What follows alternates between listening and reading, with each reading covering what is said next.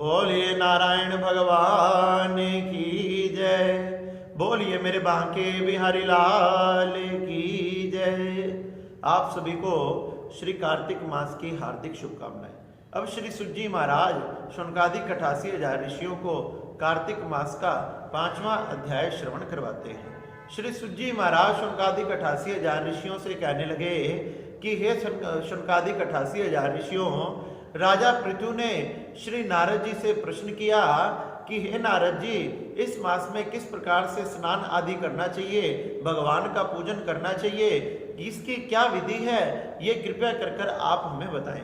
तो श्री नारद जी राजा पृथु जी को कहने लगे कि हे राजा पृथु, आप भगवान श्री नारायण के अंशा अवतार हो, आप श्री भगवान श्री नारायण के अंश से प्रकट हुए हो, आप सभी बातों को जानते हो, लेकिन फिर भी अगर आपने मुझसे प्रश्न किया है तो मैं इसका उत्तर देता हूँ।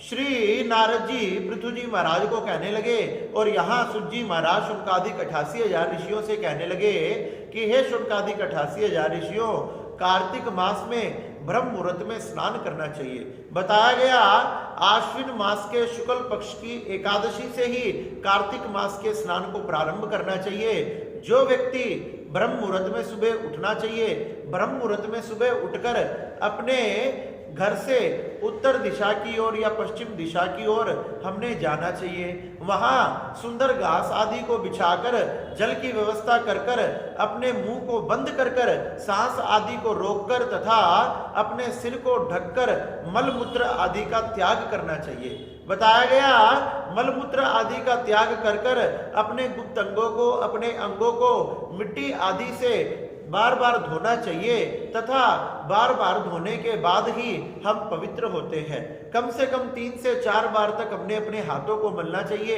इससे हमारे हाथों की शुद्धि हो जाती है।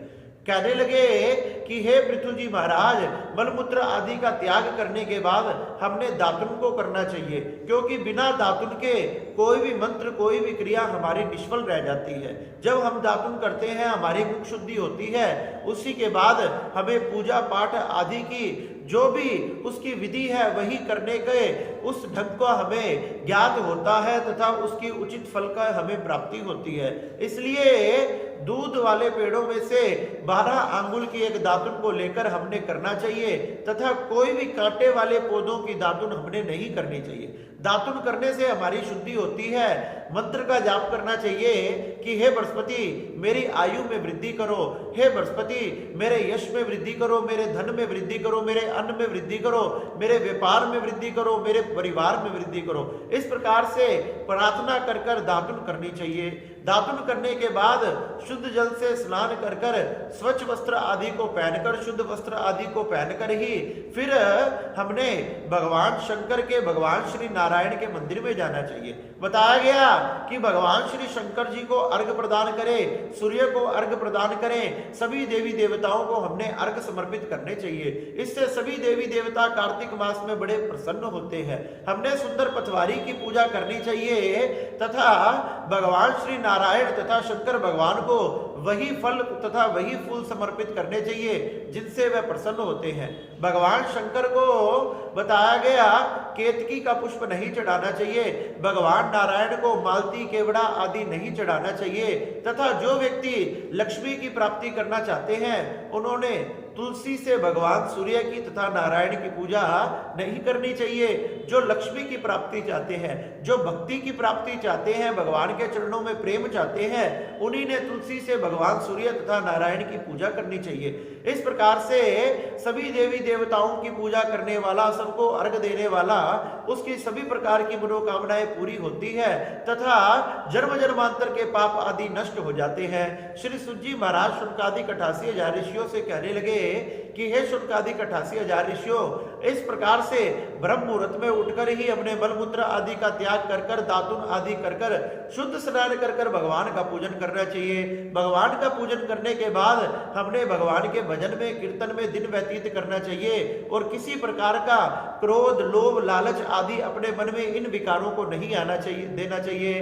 बताया गया सतयुग में, त्रेता में, द्वापर में भगवान तपस्या से, यज्ञ आदि से प्रसन्न होते थे, लेकिन कलयुग में तो भगवान केवल कीर्तन कीर्तन से भजन से ही प्रसन्न हो जाते हैं। पृथ्वी जी महाराज ने श्री नारद जी से पूछा, भगवान श्री नारायण कहाँ रहते हैं, कहाँ वास करते हैं? तो श्री नारद जी कहने लगे, भगवान नारायण हमें ना तो किसी भक्त के पास, ना किसी व्यक्ति ऐसे के पास जो पूजा विधि ढंग से करता हो तथा नियम से करता हो, लेकिन भगवान नारायण ये जरूर है जहां उनका कीर्तन होता है, जहां उनका संकीर्तन होता है, जहां उनका भजन होता है, वहां भगवान नारायण जरूर वास करते हैं। क्योंकि कलिकाल को वरदान है, भगवान के कीर्तन से ही भगवान प्रसन्न हो जाते हैं। इसलिए हमने अधिक से अधिक भगवान का कीर्तन करना चाहिए, संकीर्तन करना चाहिए। भगवान का कीर्तन संकीर्तन आदि करने से ही हमें हजारों अश्वमेघ यज्ञों के फल की प्राप्ति हो जाती है। जो इस सुंदर कार्तिक मास में भगवान का भजन करता है।